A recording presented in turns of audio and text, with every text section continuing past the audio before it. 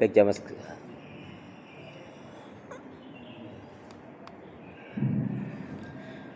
sekalian, mari kita awali majelis kita, ta'alum kita, kajian kita dengan membaca basmalah. Bismillahirrahmanirrahim. Assalamualaikum warahmatullahi wabarakatuh. Kalau melihat langsung dan dengar langsung dari semangat jawab salamnya, insya Allah ini semua hamba-hamba Allah yang akan menjadi calon penghuni surga. Amin ya rabbal. Innal hamdalillah nahmaduhu wa nasta'inuhu wa nastaghfiruh wa na'udzu billahi min shururi anfusina wa min sayyiati a'malina. May yahdihillahu fala mudilla lahu wa may yudlil fala hadiyalah. Walhamdulillahilladzi qad amarana bil ittihadi wat ta'awun wa nahana 'anit tafarruqi wa tanazu'. Asyhadu an la ilaha illallah wahdahu la syarikalah wa asyhadu anna Muhammadan abduhu wa rasuluhu la nabiyya wa la rasula ba'da. Yaqulullahu tabaraka wa ta'ala fil Qur'anil Karim, a'udzu billahi minasyaitonir rajim. Ya ayyuhalladzina amanu taqullaha haqqa tuqatih wa la tamutunna illa wa antum muslimun. Ya ayyuhalladzina amanu taqullaha wa qulu qawlan sadida yuslih lakum a'malakum wa yaghfir lakum dzunubakum wa may yuti wa rasulahu faqad faza fawzan 'azima. Faqala Rasulullah sallallahu alaihi wasallam, kullu ummati yadkhulunal jannah illa man aba. Qila wa may ya'ba ya Rasulullah? Qala man ata'ani dakhalal jannah wa man asani faqad aba. Faqala ihris ala ma yanfa'uka, rawahu Muslim. Jamaah sekalian, saudara seiman, hamba Allah yang cinta pada kebaikan dan kebenaran, yang selalu mengharapkan keridhaan Allah. Syukur alhamdulillah hingga hari ini Allah Subhanahu wa taala masih memberi kita kesehatan, kesempatan, ilmu, umur, waktu, rizki, nikmat yang besar dan nikmat yang terbesar, terutama ditakdirkannya kita oleh Allah dalam Islam dan iman. Dan ini adalah tingkat awal untuk menuju surganya Allah Subhanahu wa taala, sebagaimana yang Allah nyatakan di dalam firman-Nya, a'udzubillahi minasyaitonir rajim, wassalamu ala manittaba'al huda. Wassalamu ala manittaba'al huda. Keselamatan itu Allah akan curahkan, limpahkan, berikan bagi orang-orang yang mengikuti petunjuk hidayah Allah Subhanahu wa taala. Karena itu pastikan semua kegiatan, aktivitas yang kita lakukan, niatkan betul-betul untuk beribadah kepada Allah. Karena memang hidup dan kehidupan ini tidak ada arti dan nilainya kecuali kita gunakan untuk beribadah kepada Allah. Wa ma khalaqtul jinna wal insa illa liya'budun. Tidaklah diciptakan jin dan manusia, kata Allah, melainkan hanya untuk beribadah kepada Allah. Ibadah itu adalah meliputi semua ucapan, perbuatan, kegiatan, aktivitas yang dilakukan oleh seorang hamba lahir dan batin, yang ditujukan ikhlas semata-mata mengharapkan keridhaan Allah dan sesuai dengan tuntunan sunnah Rasulullah. Itulah yang dikatakan ibadah. Ringkasnya demikian. Dan jangan pernah lupa dan melupakan diri untuk senantiasa berdoa, meminta kekuatan, rahmat, pertolongan pada Allah Subhanahu wa taala. Karena juga pada hakikatnya tanpa kekuatan, rahmat, pertolongan dari Allah, kita enggak bisa berbuat apa-apa. Salah satu inspirasi dari doanya Nabi Daud indah sekali. Ya Allah, aku berlindung kepadamu dari hidup dan kehidupan yang tidak kau berkahi, tidak kau ridhai, tidak kau rahmati, dan tidak kau cintai. Saya ulangi, salah satu inspirasi dari doanya Nabi Daud, ya Allah, aku berlindung kepadamu dari hidup dan kehidupan yang tidak kau berkahi, tidak kau ridhai, tidak kau rahmati, dan tidak kau cintai. Makanya semestinya seorang muslim mukmin tidak boleh lepas dari 4 lingkaran ini. Dalam berkahnya Allah, ridhanya Allah, rahmat dan cintanya Allah Subhanahu wa taala. Alhamdulillahirabbil alamin, dengan menyebut asma Allah yang Maha Pengasih lagi Maha Penyayang, yang tiada ilah yang berhak diibadahi dengan benar kecuali hanya Allah Subhanahu wa taala. Hanya kepada Allah kita beribadah dan hanya kepada Allah kita mohon pertolongan. Dan hendaknya ini betul-betul menjadi prinsip hidup kita karena setiap salat selalu kita nyatakan dan ikrarkan iyyaka na'budu wa iyyaka nasta'in. Hanya kepada Engkau ya Allah kami beribadah, dan hanya kepada Engkau pula ya Allah kami mohon pertolongan. Karena itu doa minta kita semoga hati, iman, ibadah, akhlak dan ilmu yang Allah berikan kepada kita hendaknya menjadikan kita bisa lebih baik daripada hari-hari sebelumnya, bisa memberikan kebaikan dan manfaat yang banyak pula untuk diri, keluarga, teman, sahabat, saudara, tetangga dan orang lain. Dan insya Allah dengan semangat fastabiqul khairat, berlomba-lomba di banyak kebaikan, dan dengan istiqomah insya Allah yang kita pinta akhir kehidupan kita mati dalam keadaan husnul khatimah. Amin ya rabbal alamin. Kenapa ya? Karena seorang muslimah yang baik hatinya, baik imannya, baik ibadahnya, baik akhlak dan ilmunya, insya Allah jiwanya tenang dan tentram walaupun tabungannya banyak. Amin. Jadi kalau mau tabungannya banyak, baikin hati, iman, ibadah, akhlak dan ilmu. Allahumma shalli ala Muhammad wa ala ali Muhammad. Saudara seiman, jamaah sehat semua? Ibadahnya lancar? Tambah sabar, makin bersyukur, makin lembut hatinya. Saya doakan putra putri anak cucunya makin baik, soleh solihah. Amin ya Allah. Kita akan selesaikan yaitu 8 amalan untuk menggapai surga. Ada masih ingat ya Pak ya? Kalau lupa berarti itu hanya berganti. Baik, jadi saya ingin sebutkan 8 poinnya. Yang pertama, ubudullaha wahda wa la tusyriku billahi syai'a. Dan oleh Imam Bukhari, Rasul bersabda, siapapun yang menginginkan surganya Allah, dan ini adalah yang pertama. Karena kalau nggak ada yang pertama ini tidak ada arti nilainya semuanya. Ubudullaha wahda wa la tusyriku billahi syai'a. Wajib betul-betul beribadah kepada Allah, mengesahkan, mentauhidkannya dan tidak syirik. Saya nggak perlu ulangi lagi. Ya, bahaya syirik itu ada 3. Ya, dan inilah yang diinginkan oleh iblis, diinginkan oleh syaitan ketika orang mati dalam keadaan melakukan kesyirikan. Kenapa? Karena akan dihapus amal kebaikan, tidak diterima. Ya, Allah tidak akan mengampuni kesalahan dosa syirik, dihapus amal kebaikan ibadahnya, haram baginya surga, kekal di neraka. Kemudian yang kedua adalah birrul walidain. Siapapun yang menginginkan surganya Allah, walaupun dia ahli ibadah tapi dia durhaka pada orang tuanya, dia tidak berbakti kepada orang tuanya, maka amalannya pun akan ditolak oleh Allah Subhanahu wa taala. Dicabut keberkahan hidupnya. Ya, keberkahan hidup dan ketenangan hidup tidak akan diberikan oleh Allah kepada anak-anak yang durhaka.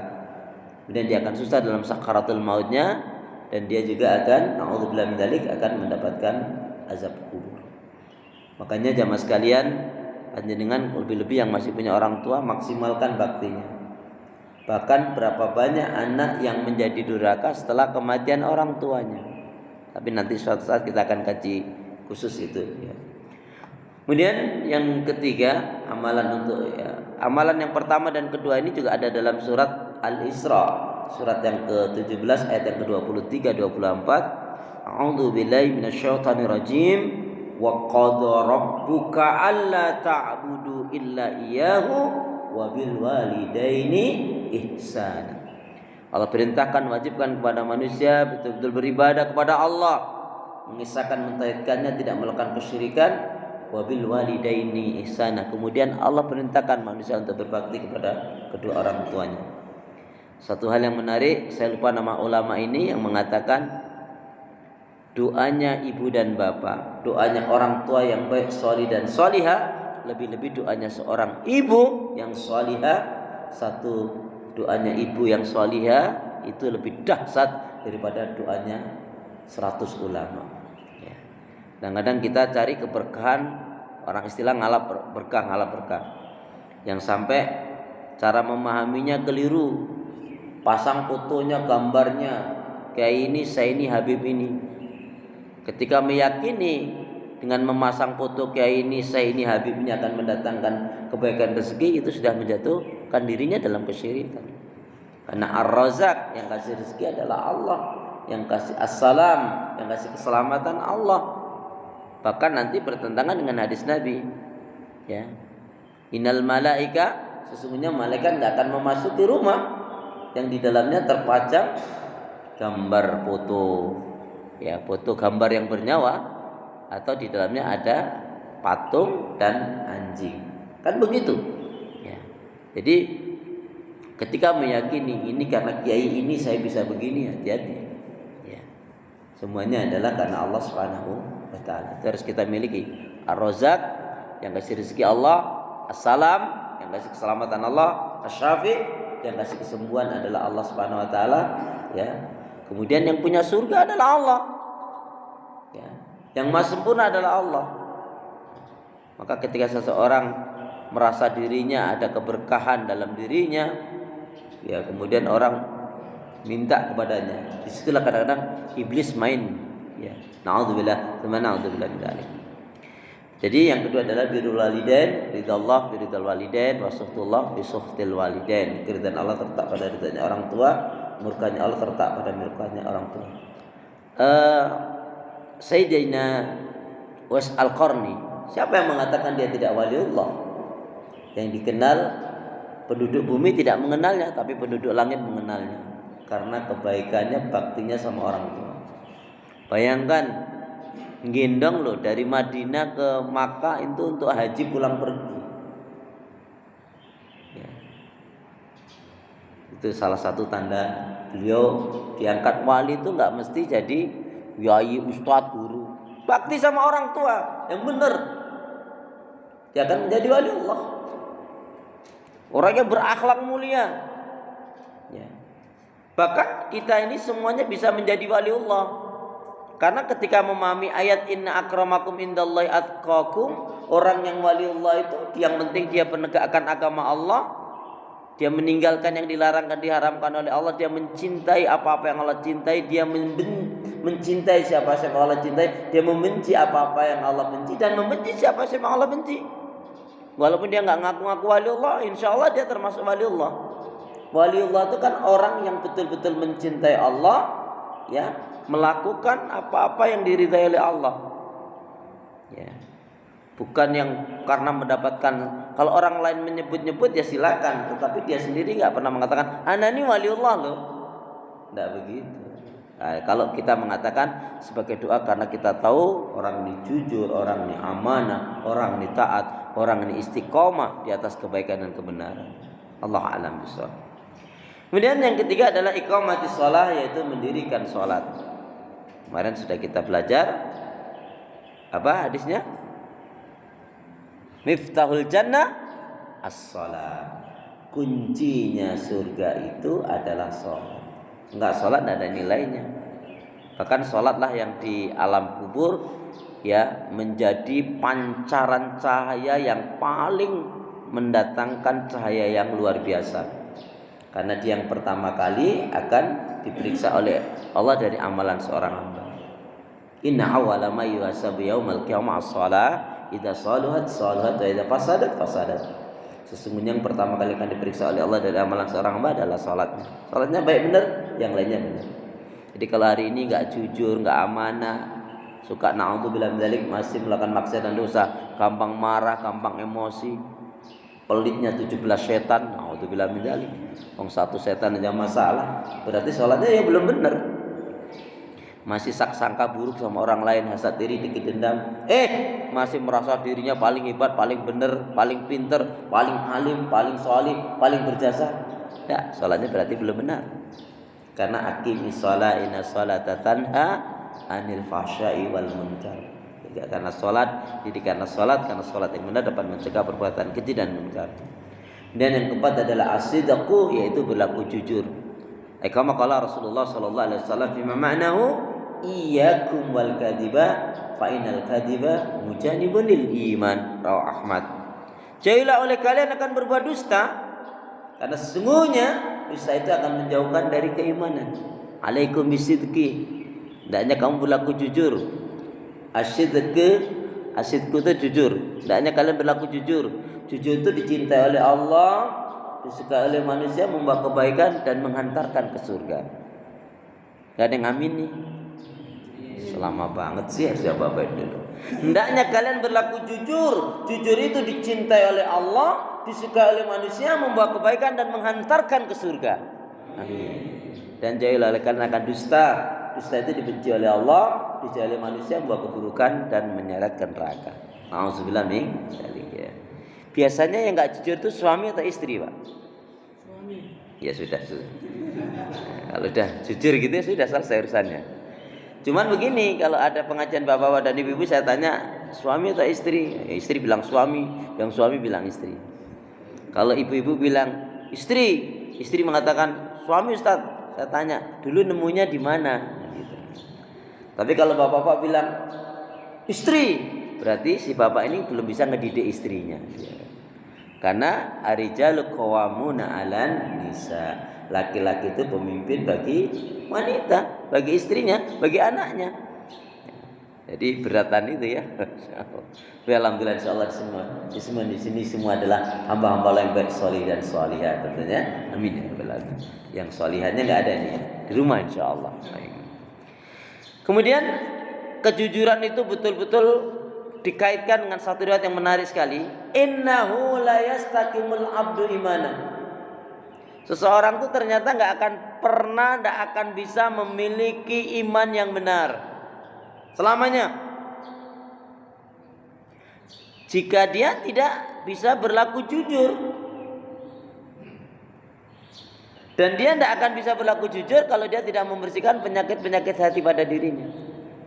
Ternyata kejujuran itu akan bisa dimiliki seseorang, di antaranya dua kunci utama ada pada dirinya. Dia memiliki kecintaan yang sangat kepada Allah dan khauf, takut yang sangat kepada Allah. Kemudian tambahnya ar-raja, pengharapannya kepada Allah. Sebab orang yang cinta kepada Allah lebih baik ya dia kehilangan sesuatu karena Allah daripada dia kehilangan Allah karena sesuatu. Lebih baik kehilangan sesuatu karena Allah. Kalau orang cinta takutnya betul-betul benar, pasti dia akan jujur. Maka seperti halnya kisah pengembala yang seorang budak yang di zamannya Umar bin Khattab radhiyallahu anhu itu. Baik, kita nggak akan ceritakan itu. Kemudian yang tadi yang keempat adalah asidku, kemudian yang kelima adalah tarkul haram wa riba. Nah, ini nanti kita akan kaji khusus ya. Tapi intinya dua hal penting kaitannya haram dan riba itu contohnya ngeri menurut saya. Kalau ayatnya kan jelas, kalau ayat yang tentang haram ada Al-Baqarah 168 169. Khusus tentang riba ada di 275-nya. A'udzu billahi minasyaitonir rajim. Ya ayyuhan nasu kulu mimma fil ardi halalan thayyiban wa la tattabi'u khutuwatis syaitan innahu lakum aduwwum mubin. Innama ya'murukum bisu'i wal fahsya wa an taqulu 'alallahi ma la ta'lamun. Sekalian manusia, makanlah rezeki yang baik dan halal yang ada di muka bumi ini, dan janganlah kalian mengikuti langkah-langkah bisikan syaitan. Karena sebenarnya setan itu hanya menyuruh pengikut kelompok golongannya untuk melakukan keburukan, kejahatan, kekejian, kemungkaran, maksiat dan dosa, dan mengatakan sesuatu terhadap Allah yang tidak kalian ketahui. Nah, kaitannya dengan haram riba ini, satu contohnya seorang yang pontang-panting meninggalkan rumahnya demi mencari rezeki, tapi yang dicari rezekinya bukan yang halal. Kalau orang Jawa ngendikaken sirah dadi sikil, sikil dadi sirah, ora kenal udan lan panas, sing penting entukake duit senajan ora halal. Dok kira-kira. Itu Pak Tisna ya. Ini enggak peduli, pokoknya sudah yang penting saya dapat. Itulah bedanya ikhtiar dengan usaha. Ya. Bedanya ikhtiar dengan usaha di situ, Pak. Kalau usaha itu yang penting dapat, mau halal mau haram yang penting dapat. Mau melanggar hukum atau syariat Allah enggak peduli. Itu usaha. Dapat rezeki ya lupa. Waktu ibadah ya terjang. Usaha itu begitu. Tapi kalau ikhtiar itu diawali dari niatnya untuk ibadah. Cara yang ditempuh pun akan menggunakan caranya Allah. Maka dia akan perhatikan halal dan haram dan berkah. Ikhtiar selalu mengkaitkan 3 hal tadi. Halal, haram, berkah itu selalu menjadi timbangannya dalam melangkah. Kemudian dampingannya itu 2, doa dan tawakal. Itu kalau ikhtiar. Oh ini Arab, enggak. Oh tapi akeh duitnya. Enggak, saya enggak tertarik. Ya, itu kalau sudah bicara ikhtiar. Kalau usaha enggak, pokoknya dapat. Seorang laki-laki dari perjalanan jauh, rambutnya acak-acakan, awut-awutan, wajahnya, pakaiannya penuh dengan debu. Yamudu yadahu, kemudian dia menadakan tangannya tinggi-tinggi sambil menangis-nangis, dia berdoa, ya Rabbi, ya Rabbi, ya Allah, ya Allah, ya Allah. Tapi doanya enggak dikabulkan. Karena yang dimakan haram, yang diminum haram, yang dipakai haram, na'udzubillah min dzalik, dia juga melakukan perbuatan yang diharamkan oleh Allah. Dan dia menikmati dengan yang haram itu.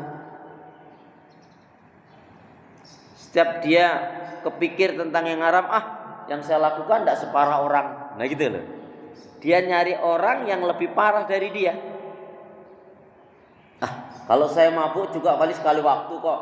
Itu yang mabuk. Nah gitu. Jadi setan itu membisikkan yang seperti itu. Dia cari orang yang lebih buruk dari dia. Sehingga dia akan terikat dengan perbuatan yang haramnya tadi itu. Dan itu berbahaya sekali. Nanti di dalam surat Al-Hijr, surat yang ke-15 ayat 39 itu apa? Setan akan menjadikan seseorang itu memandang baik perbuatan maksiat dan dosanya. Na'udzubillah tsumma na'udzubillah min dzalik. Yang kedua, ngeri lagi contohnya, haji. Haji itu kan mahal, banyak duitnya. Waktunya juga cukup lama. Dia datang, semua jamaah yang mengenalnya, dia adalah orang yang masya Allah ibadahnya luar biasa. Ya. Tapi ketika dia mengatakan labbaik Allahumma labbaik, labbaik la syarika lak labbaik, innal hamda wa ni'mata lak wal mulk la syarika lak. Sambil menangis-nangis dia bertalbiyah, dijawab oleh malaikat la labbaik wala syadik. Enggak, Allah enggak manggil kamu. Kamu datang sendiri, dan semua yang kamu lakukan walaupun dipandang teman, sahabat, saudara, tetanggamu yang melihat, apakah tawafmu, apakah wukufmu, apakah sa'imu, semua rangkaian daripada haji, apakah melempar jamaratmu, itu dipandang semua oleh teman-temanmu adalah khidmat dengan khusyuknya, tapi sama sekali dalam pandangan Allah tidak ada nilainya, karena kamu datang dengan rezeki yang haram. Ya, beberapa waktu yang lalu ada yang bilang, Ustaz ini gimana, ini jamaah saya ini ketipu 40 juta Ustaz, mau umrah suami istri, boleh nggak? Ini ada yang nawarin seperti ya apa namanya, bank apa itu namanya, saya nggak tahu lah, pokoknya istilahnya ada bunganya lah. Bunganya kecil kok Ustaz, cuma 0,5, nggak nyampe 1%. Ya silakan mau berangkat, tapi sudah capek uang, tidak dapat nilai sedikit pun di sisi Allah, karena itu haram. Karena dia punya uang, dan itu ya ada bunganya yang jelas. Baik ya, jadi wajib yang haram kita tinggalkan. Kita bisa belajar dari sahabat Abu Bakar As-Siddiq radhiyallahu anhu. Jadi ketika itu Abu Bakar As-Siddiq itu beliau memiliki budak. Budaknya dimerdekakan. Setelah dimerdekakan pulang kampung. Jadi zaman dulu sudah ada mudik, Pak. Mudik pulang kampung dia. Nah, terus beberapa bulan kemudian dia datang lagi. Dan Abu Bakar nggak nyangka kalau dia akan kembali lagi. Ternyata dia merasa nyaman ikut Abu Bakar. Karena sahabat Abu Bakar sejak memerdekakan beliau nggak menganggap itu budak lagi, tapi saudaranya Muslim. Kamu boleh ikut aku, tapi statusnya kamu adalah saudaraku Muslim. Ya, bukan budak lagi. Itulah yang menjadikan si mantan budaknya ini senang. Pulang-pulang bawa kurma, yang kurma itu nggak ada di Madinah, artinya itu mesti di pinggiran Madinah kurmanya ya. Ketika Abu Bakar datang, Assalamualaikum. Udah lama kamu? Ya sudah cukup sih. Kenapa kamu balik lagi? Saya nggak betah di kampung, saya mau ikut berkhidmat dengan Anda saja. Oh iya, yes. Monggo. Ya bawa ini, saya bawa kurma. Ya silakan dicoba ya. Bismillah. Abu Bakar baru makan, baru sedikit nanya, loh, ini kurma ini asing ini. Ini gimana ceritanya kamu dapat kurma ini? Ya bapak saya ini kan masih dukun. Jadi saya kemarin pulang itu, ya ini buah dari hasil perdukunan bapak saya. Langsung dipukul-pukul, ini dimasukkan telunjuknya ini disokok-sokokkan ya ke tenggorokannya ini. Sambil dipukul-pukul, dimuntah-muntah sampai keluar. Kalau gitu buang. Karena ini hasil perdukunan berarti haram. Ada yang mengatakan enggak, hanya beliau cukup memuntahkan istighfar. Saking takutnya dengan yang haram ini apa? Beliau hari itu juga beliau beli kurma 1 kilo kemudian disedekahkan. Kalau kita mungkin istighfar aja cukup ya. Tapi beliau ngeri. Maka saya memahami kalau kaitannya ada tobat itu tidak cukup dengan istighfar, tapi barengilah dengan sedekah. Kenapa? Karena as-shadaqatu tudfi'u sayyi'at. Sedekah itu menutup, menghapus keburukan-keburukan. Dan itu tandanya kita serius dalam bertobat. Astagfirullah. Iya baguslah. Kamu istighfar nangis tapi pelit kamu nggak hilang. Karena Rasul mengatakan demikian. Bima ma'nahu as-shadaqatu tudfi'u sayyi'at. Dia menghapus, membakar keburukan. Jadi kalau kita di antara kita ada yang pernah merasa yang melakukan dosa, itu caranya istighfar, sedekah. Ya. Contohnya, hati-hati loh. Jangan-jangan ini kita ini doa kita belum dikabulkan oleh Allah karena masih ada yang sisa-sisa haram dulu. Contohnya dulu ketika SD, SMP atau SMA mungkin ya makan bakwan atau makan pisang goreng atau tahu atau tempe ya. Makannya 4 tapi ngakunya 2, ada enggak itu? Haram itu. Udah lama Ustadz, ya udah lama itu nggak pengaruh. Wong kita belum tebus kok. Istighfar, sedekah. Sedekahnya benar. Bismillahirrahmanirrahim, ini sedekah atas nama si Bude. Siapa itu? Yang jarang kita temukan makan bakwan atau pisang goreng, makan 3 tapi ngomongnya 5. Nah malah suuzon itu. Makannya 3 tapi ngomongnya 5. Kayaknya jarang ya Pak ya.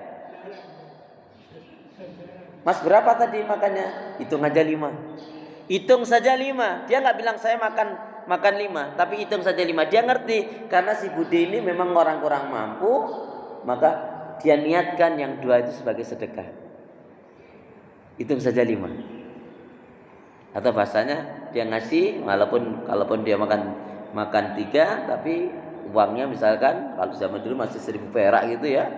Ya udah dikasih hasil udah enggak usah. Nah, yang seperti ini jarang. Allah a'lam bishawab ya. Jadi intinya enggak akan masuk surga kecuali dia tobat dari yang haram dan riba terutama. Ya. Karena yang riba ini berat sekali. Nanti panjenengan baca Al-Baqarah 275. Itu juga kemarin sudah kita singgung. Kemudian yang keenam siapapun yang menginginkan surganya Allah, amalannya adalah tazkiyatun nufus, membersihkan penyakit-penyakit hati. Jadi mohon maaf saya kasih PR panjenengan, satu saja PR-nya. tolong sebutkan 31 dosa-dosa hati. Satu aja PR-nya Pak. Tolong sebutkan 31 dosa hati. Enggak usah pakai dosa hati dah, dosa-dosa. Karena ini kaitannya dengan hati. Salah satu di antara dosa iblis itu yang sering disebut sombong. Padahal yang dominan itu 3 sebetulnya. Dan ketika itu masih ada pada diri kita, ya kita berarti belum baik. Ala tuzaku anfusakum wallahu ya'lamu. Jangan kamu mengatakan dirimu kamu telah bersih, telah suci. Allah tuh tahu tentang kotornya hatimu. Kamu bisa menipu manusia, bisa menipu temanmu, sahabatmu, orang tuamu, anakmu, temanmu. Tapi wallahu khabirum bima ta'malun. Allah itu Maha mendengar, Sami'un basirun khabirum bima ta'malun. Maha melihat, Maha mendengar, Maha mengetahui apa yang kamu perbuat. Itulah kenapa Rasulullah menyatakan afdalul iman an ta'lama anallaha ma'aka haitsu ma kunta. Tirmizi. Seutama-utamanya iman itu kalian meyakini bahwasanya Allah senantiasa menyertaimu kapanpun dimanapun kamu berada. Makanya ada, saya lupa namanya, kiai itu atau ulama itu dalam penjelasannya bagus. Al-istiraq apa ya, lupa saya. Jadi gini, kalau bahasa Indonesia gini, adanya orang-orang yang bersekutu dengan setan. Siapa orang yang bersekutu dengan setan? Orang yang hatinya kotor. Jadi kalau dia di hadapan umum itu ngetok-ngetok ke orang yang solih, orang yang alim, alul ibadah. Tapi dalam kesendirian dia bersekutu dengan setan. Dia melakukan kemaksiatan. Jauh dari temannya, jauh dari saudaranya, dia melakukan, nggak ada yang tahu aja kok. Bahkan kita sendiri mungkin dalam kesendirian itu bisa dengan ini ya, setan gepeng ini. HP ini kalau nggak dimanfaatkan yang benar kan bisa menjadi perusak hati kita juga. Jadi PR-nya itu ya, satu saja Pak ya. Setuju ya Pak ya? Tolong sebutkan 31 dosa yang kira-kira yang masih dilakukan aja atau yang masih nempel. Di antaranya tadi salah satunya apa? Dosa setan itu ya, perbuatan setan yang buruk, yang itu yang sering diangkat kan cuma sombong. Yang kedua apa? Bohong. Karena kebohongannya itulah berbohong terhadap Nabiullah Adam alaihissalam. Kemudian yang ketiga, hasad, iri, dengki, dendam. Itu sifat setan itu. Jangan-jangan ada pada diri kita, segera buang. Baik, yang keenam sudah kita singgung juga tentang tazkiyatun nafas. Qad aflaha man zakkaha wa qad khaba man dassaha.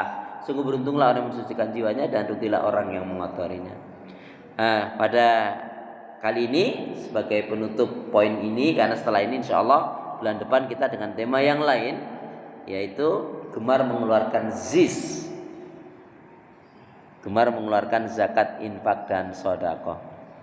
Kenapa saya menggunakan bahasanya gemar mengeluarkan zis? Karena bahasanya Allah begitu. A'udzubillahi minasyaitonir rajim. Wasari'u ila magfiratin mir rabbikum wa jannatin arduhas samawati wal ardu iddat lil muttaqin alladzina yunfikuna fis sarra wa dharra wal kadiminal ghaid wal afina 'anil nas wallahu yuhibbul muhsinin. Surat Al-Imran 133 sampai 135 itu. Dan bersegeralah kalian kepada ampunan Allah dan surga yang luasnya seluas langit dan bumi, yang diperuntukkan orang-orang yang bertakwa. Siapa dia? Jadi yang pertama itu sudah menjadi sifatnya orang bertakwa. Yusari'una fil khairat. selalu menyegerakan diri dalam kebaikan ibadah dan amal soleh. Orang yang gemar menafkahkan hartanya baik dalam keadaan lapang ataupun sempit. Jadi memahami lapang dan sempit itu begini jamaah. Jadi kalau pas dapat rezeki banyak, katakan infak 1 juta. Ini rezekinya lagi kurang nih, ya tetap infak. Mungkin 100 ribu atau 50 ribu. Jadi nggak ada istilah kayaknya anak infaknya off ini bulan ini. Nggak ada istilah off. Karena sekecil apapun tetap Allah kasih kan. Tapi nggak bisa seperti biasanya. Mungkin biasanya 100 ribu ya, kali ini karena memang kurang ya. Mungkin 5 ribu atau 2 ribu. Tapi istilahnya nggak ada istilah berhenti. Itu namanya dia gemar. Dan keberkahan harta itu adalah karena kita infakkan. Nah, mohon maaf di poin ini ya, nampaknya harus dipending juga ini Pak Kasno ini ya. Di poin ini saya ingin betul-betul, karena di tempat lain saya boomingkan ini. Mohon maaf Bapak Jam sekalian. Panjenengan yang merasa sudah tua, sakit-sakitan, apalagi merasa kayaknya sudah dekat dengan kematian. Saran saya, anjuran saya, panjenengan tulis wasiat. Wasiat wakaf. Apa alasannya? Ini kan jeripayah kita dari rezeki yang Allah berikan, titipan Allah nih. Kita yang pontang-panting, Pak. Yang perlu kita manjakan, yang perlu kita sayang, yang perlu kita senangkan ya diri kita sendiri ketika kita menghadap Allah dengan amalan yang terbaik. Ketika kita berwasiat wakaf, nak, wahai istriku, wahai anakku, apabila sewaktu-waktu aku meninggal, maka nilai rumah yang 100 juta dari nilai rumah ini, atau kendaraan atau apa yang sawaladang atau apa ini, wakafkan atas namaku. Itulah yang akan menjadi amal murni kita ketika kita menghadap Allah. Kalau kita tidak berwasiat, mohon maaf, harta itu hanya menjadi waris. Sangat tergantung dengan anak kita baik tidaknya. Kita pasti berharap Pak, anak kita baik, tapi tidak ada jaminan.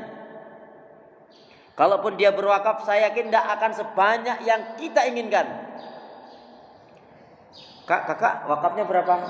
Kakak kayaknya 7 juta. Ya udah kalau gitu aku 3 juta aja deh. Mungkin akan turun. Tapi ini kan uang-uang kita. Ada jeripaya kita, pontang-panting kita. Ketika kita menghadap Allah, apa yang kita persembahkan untuk Allah? Nilai rumah misalkan 1M, anggaplah 800 juta.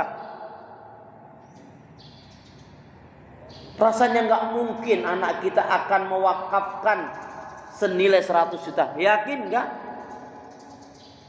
Bisa jadi rebutan ya. Tapi ketika ini kita sudah wasiatkan wakaf murni mutlak, harta ini akan menjadi penolong, menjadi penyelamat, menjadi syafaat kita, mulai dimasukkan di alam kubur sampai yaumul kiamah nanti. Terserah jenengan. Apa jenengan mau hanya sekedar jadikan waris saja untuk anak-anak, atau akan jenengan gunakan untuk menghadap Allah? Kalau tidak rugi sendiri jenengan. Nampaknya di poin ini ada yang mau bertanya. Silakan, biar nggak penasaran ini Pak. Silakan monggo. Di poin ini mungkin ada pertanyaan. Iya Pak, gimana Pak? Kalau Bapak ada surat wasiat. Iya. Surat wasiat sebelum almarhum meninggal. Iya. Otomatis peninggalan orang tua kan ada juga. Iya. Ini bahasa wakaf tadi nggak bisa disebutkan. Nggak bisa. Tidak bisa kecuali kesadaran anak jenengan, anak kita. Kesepakatan misalnya kita pada peninggalan nih. Kesepakatan dari anggota kita mewakafkan sebagian bisa. Bisa. Artinya tanpa ada wasiat tadi. Ya. Misalnya seperti yang kita artikan itu waris. Iya. Kalau yang tadi kan benar-benar wakaf punya kita. Iya. Kita buat wasiat. Iya, alhamdulillah. Jadi gini Pak, ketika kita tidak mewasiatkan wakaf, maka itu harta namanya harta waris. Memang harta waris ini bisa karena kesadaran anak-anak kita dia berwakaf atas nama kita, iya. Tapi apakah ada jaminan? Bukan kita nggak yakin, nggak percaya dengan anak kita, nggak jamin. Uang itu uang kita kok. Tadi yang perlu kita manjakan, yang perlu kita sayangi, yang perlu kita maksimalkan menghadap Allah itu adalah dengan harta yang kita persembahkan. Soal kita sudah berwasiat wakaf, anak nggak menunaikan, kita tetap dapat pahalanya murni. Itu urusan anak yang tidak menunaikan tadi. Tapi kalau sudah tidak ada wasiat wakaf, mohon maaf, murni mutlak hanya jadi waris, Pak. Itu jadi harta anak kita. Bahkan mohon maaf, anaknya perempuan solihah banget, taat ibadahnya. Anak lakinya kurang solih lah, bukan nggak baik lah ya. Tetap aja dia bagiannya waris kan nggak bisa diganggu gugat. Dia tetap yang laki-laki tetap lebih banyak. Nggak bisa karena ini solihah dia jadi banyak, nggak bisa. Nah itulah loh, kita harus, tadi kita harus kita maksimalkan menyayangi diri kita. Jeripayah jenengan itu digunakan untuk menghadap Allah. Lagian anak cucu itu punya garis sendiri, garis rezekinya sendiri. Nggak usah kita khawatirkan, nggak usah kita mikir pontang-panting untuk anak kita. Malah keenakan warisnya banyak, dia lupa diri, bisa-bisa begitu nantinya. Itu Pak. Nah, memang ya kita berharap banget lah. Jangan lupa ya Nduk, jangan lupa ya Le. Nah iya jangan lupa J Pak. Tapi nilainya Pak nggak akan mungkin sebanyak yang kita inginkan. Ya. Lagian kita nggak berdosa, uang itu untuk menyenangkan kita. Kita menghadap Allah Pak. Agar harta kita ini bernilai. Masih ingat kan penjelasan saya beberapa waktu yang lalu? Harta itu kan terbagi menjadi 3. Milik Allah, milik kita, milik syaitan. Harta milik Allah karena kita infakkan, sedekahkan di jalan Allah. Harta milik kita kalau untuk senang-senang saja, punya ini, punya itu, biar wirawirisan, ini nggak salah. Dan harta itu milik syaitan kalau digunakan untuk maksiat dan dosa. Itu loh Pak. Mohon maaf, di tempat lain ini saya sudah sampaikan. Mungkin begini, maaf ya, mungkin ngapunten jamaah sekalian. Bayangan jamaah ketika saya mengatakan wasiat wakaf, ampun aku wasiat kok ini nggak lama lagi meninggal. Nah itu mungkin jenengan yang agak takut. Padahal belum tentu. Jenengan nulis hari ini boleh jadi meninggalnya 25 tahun lagi atau 20 tahun lagi. Jangan apa aja? Mungkin kan, bahkan mungkin anaknya yang diwasiati malah dia meninggal dulu, tidak menutup kemungkinan. Kenapa? Badiru bil amali sholihat, menyegerakan satu kebaikan itu harus. Soal nanti pelaksanaannya yang kita wasiatkan wakaf tadi entah berapa lama, itu terserah Allah. Tapi kita sudah ada di titik yang benar dengan kita meniatkan tadi itu. Oh, jenengan pontang-panting bertahun-tahun kerja, anak yang menikmati. Bukan kita nggak sayang sama anak. Wong anak itu aslinya dalam Islam itu kalau udah umur 18, 21 tahun kita nggak, anak laki-laki ya, nggak perlu ngasih apa-apa kok, selesai kok. Kalau anak perempuan kan sampai menikah kan kita. Secara hukum loh Pak ya. Ini jangan sampai anaknya nggak mampu terus kita biarkan ya, gitu lain lagi. Gitu. Tapi secara ketentuan, ya Pak, gimana Pak? Assalamualaikum warahmatullahi wabarakatuh.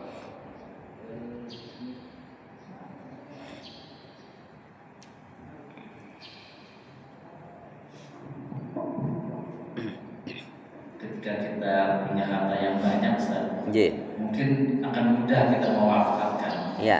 Misalnya kita ada rumah satu, kebun banyak, ya. Ini sebagian kita bisa wakafkan. Ya. Tapi misalnya saya hanya punya rumah satu-satunya. Ya. Kemudian mau diwakafkan. Ya. Gimana boleh Polisi itu iman ketika tidak. Baik Pak. Ya, Ustaz. Masya Allah. Sampai-sampai Nabi memotivasi. Man bana masjidan lillahi ta'ala banallahu baitan fil jannah. Siapa yang dia membangun masjid karena Allah Subhanahu wa taala, maka Allah akan bangunkan rumah istana di surga nanti. Sampai digambarkan saking besarnya pahala wakaf itu apa? Walaupun itu hanya sebesar lingkaran kaki burung, Pak. Jadi jenengan gak usah membayangkan wakaf masjid, satu masjid utuh, gitu. Boleh jadi contohnya, misalkan di sana lagi bangun masjid, musola pesantren, ikut keramiknya. Gak bisa ambil keramik yang 5 meter, ambil yang 15 meter, kan gitu. Kan lebih baik banyak ikhlas daripada sedikit enggak ikhlas. Tetap sekecil-kecil berapapun angka rumah kita, enggak menjadi penghalang. Mungkin angkanya misalkan kita anggaplah buat yang paling kecil, rumah paling kecil itu paling enggak 200-300 juta ya Pak ya. Masa 1 juta 2 jutanya enggak bisa masuk? Jadi enggak harus angka yang, kan tergantung tadi ya. Kalau yang ratusan juta mungkin karena memang rumahnya ya nilainya juga ada lebih gitu untuk anak-anak, dan itu enggak mempengaruhi 2, 3, 5 juta, gampangnya 10 juta enggak akan mempengaruhi, mengurangi. Lagian itu juga kita berikan kan kepada untuk anak dan istri kita. Gitu Pak. Jadi mulailah pikirkan itu. Khawatirnya Pak, kita belum sempat berwasiat, kita meninggal, anak kita nggak ngerti. Hartanya cuma ya diambur-amburkan aja, habis saja. Sedangkan jariah ini adalah amalan yang paling utama. Bahkan amalan seorang anak, baktinya dia kepada orang tua setelah orang tuanya, lebih-lebih setelah orang tuanya meninggal, nggak ada yang lebih kecuali adalah wakaf. Ya kalau dia nggak bisa wakaf yang besar, mungkin ikut yang wakaf Quran, atau yang wakaf ada pengeboran air ya kan, sumur, ikut. Dan kita ini harus memperbanyak amal kebaikan. Bahkan saya pernah sampaikan, mungkin kalau sini belum, saya ingin mengingatkan kembali Pak. Usahakan mulai hari ini kita bercita. Kalau ini tidak pernah terpikir, bahwa sampai kiamat aja kita nggak mikir. Apa itu? Usahakan kita ini sebelum meninggal punya 1000 pintu jariah.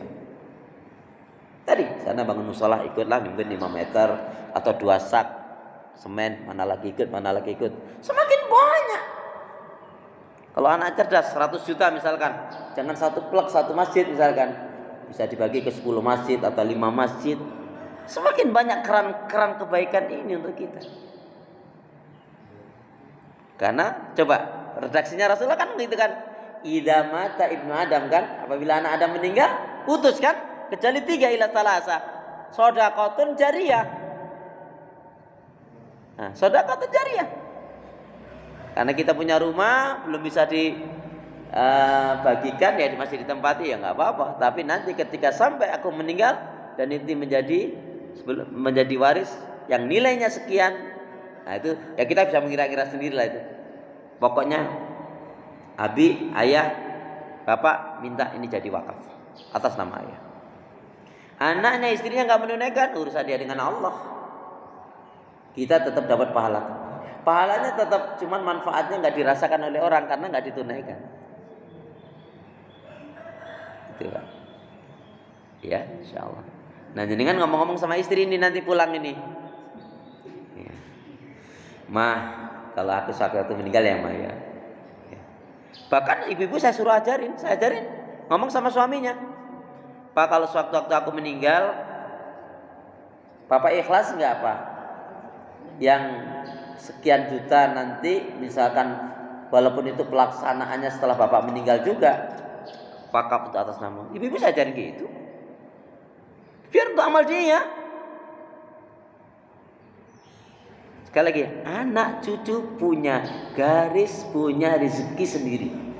Kita nggak usah terlalu repot-repot mikirkan. Yang perlu itu kita pikirkan pendidikannya, pembekalannya. Iya, tapi masalah ini dengan kerja berpuluh-puluh tahun, gitu Pak ya. Kemudian ini menjadi inspirasi buat renungan kita bersama. Ya. Bukan kita nggak sayang sama anak, kita sayang sama anak.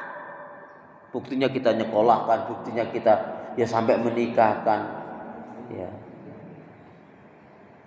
Dia nggak minta kita kasih kok. Lah kita ini nyenengin diri kita. Jangan hanya berpikir makan enak, hidup enak, mati enak. Itu dengan membawa amal kebaikan yang banyak menghadap Allah. Nah, ini kan gemar zis ini tadi. Kan luar biasa kan. Saya kemarin itu Pak, saya punya murid Masya Allah. Saya betul-betul tersentuh saya. Bagaimana enggak? Umurnya 89. Itu murid saya yang paling tua. Ustadz, saya pinginnya bisa sedekah terus tapi nggak bisa banyak, gimana Ustaz? Seumur itu masih ngaji Pak. Masya Allah. Doain ya Ustaz ya. Tapi qadar Allah ada saja rezeki. Ya, anak-anaknya saya doain anak-anaknya dengan nek doain anaknya biar di lapangan rezeki diketuk hatinya untuk memberi nenek. Cucunya itu Masya Allah.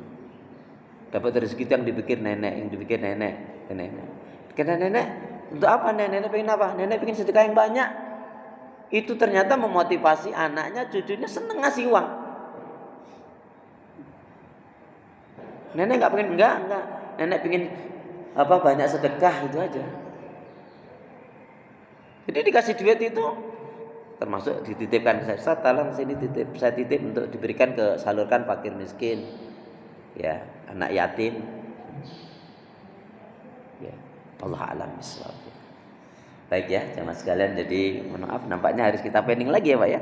Sekali pending nggak apa-apa Pak ya. Nanti di pending lagi juga. Jadi pending materinya maksudnya. Jadi kita minta kepada Allah. Makanya sebenarnya Pak ada satu riwayat yang banyak belum diketahui oleh kita. Apa riwayat itu? Barang siapa yang dia mencari nafkah rezekinya, jelas pertimbangannya yang pertama adalah halal dan berkah. Dan dia niatkan, apa yang dia niatkan? Kalau dia masih punya orang tua, dia ingin memberi orang tuanya.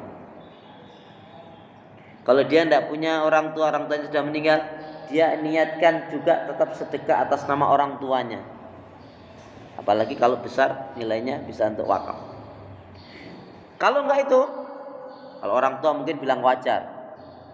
Dia niatkan untuk membantu, memberi, menolong keluarga terdekatnya, kakak, adik, saudaranya, atau teman atau tetangganya. Masya Allah, orang yang seperti ini tidak akan mengalami kesusahan dan kemiskinan, karena Allah akan curahkan rezekinya. Amin gitu no. Lama banget sih. Jadi kalau kita hanya cari untuk anak, untuk istri, untuk keluarga, bagus, berpahala. Tapi ini tadi ada jaminan kelanjutannya tadi. Kelanjutannya apa?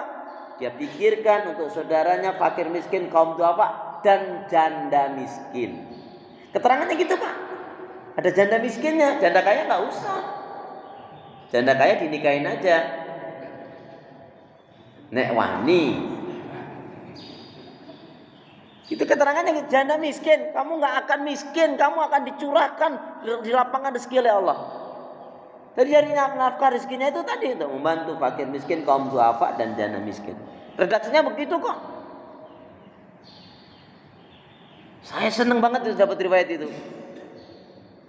Saya perhatikan beberapa sahabat, beberapa orang, beberapa jamaah itu, Masya Allah tuh rezekinya terus. Salah satunya dia cari nafkah rezeki itu. Allahu a'lam bishawabnya. Nah, ini kaitannya dengan gemar mengeluarkan zakat, infak, dan sedekah tadi. Ya, insyaallah masih satu poin lagi, yaitu tapi saya sebutkan yang ke-8 adalah wa yadra'una bil hasanati sayiat. Menolak keburukan kejahatan dengan kebaikan. Insyaallah uraiannya bulan depan. Insyaallah walaupun ada tema yang baru tapi tetap nanti akan saya terangkan. Baik, semoga bermanfaat. Mari kita berdoa. Bismillahirrahmanirrahim. Allahumma khtim lana bil Islam, wahtim lana bil iman, wahtim lana bi husnil khatimah.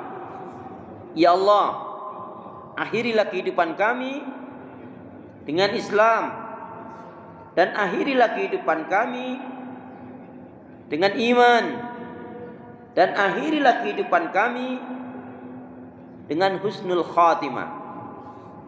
Ya Allah, ya Arhamar Rahimin, berilah aku hati yang bersih, pikiran yang jernih, lidah lisan yang selalu jujur, akhlak yang mulia, hidup dan mati dalam ketaatan, keimanan, ibadah, sabar, dan syukur. Amin ya rabbal alamin. Subhanakallahumma bihamdika asyhadu an la ilaha illa anta astaghfiruka wa atubu ilaik. Penyanyi yang baik sudah tunaikan, beramal saleh dengan ditunda-tunda, ikan gabus lebih cepat lebih bagus, burung irian burung cendrawasih. Cukup sekian, terima kasih. Wassalamualaikum warahmatullahi wabarakatuh.